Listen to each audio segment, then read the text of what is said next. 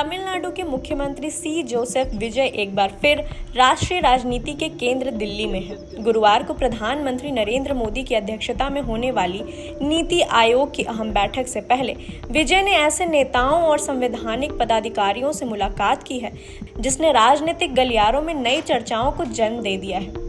दिल्ली दौरे की शुरुआत में मुख्यमंत्री विजय ने सबसे पहले राष्ट्रपति द्रौपदी मुर्मू से मुलाकात की। इसके बाद उन्होंने उपराष्ट्रपति सीपी राधाकृष्णन से भेंट की। खास बात ये रही कि दोनों नेताओं ने विजय का गर्मजोशी से स्वागत किया।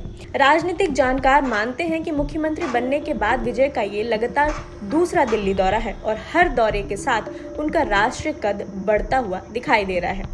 राष्ट्रपति और उपराष्ट्रपति से मुलाकात के बाद विजय ने कांग्रेस संसदीय दल की प्रमुख सोनिया गांधी और लोकसभा में नेता प्रतिपक्ष राहुल गांधी से भी मुलाकात की। इस मुलाकात की तस्वीरें और वीडियो सोशल मीडिया पर तेजी से वायरल हो रही हैं। खासकर राहुल गांधी और विजय के बीच दिखी सहजता और आत्मीयता को लेकर कई तरह की राजनीतिक चर्चाएं शुरू हो गई हैं।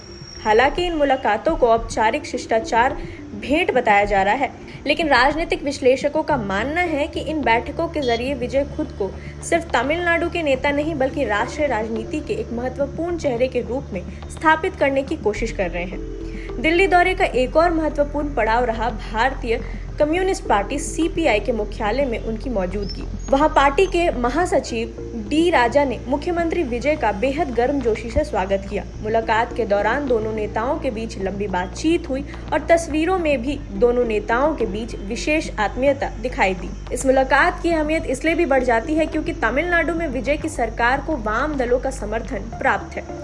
सीपीआई और सीपीआईएम के विधायक सरकार के साथ खड़े हैं। विधानसभा चुनाव के दौरान वाम दल डीएमके गठबंधन का हिस्सा थे, लेकिन बाद में राजनीतिक परिस्थितियों के बदलने पर उन्होंने विजय के नेतृत्व का समर्थन किया।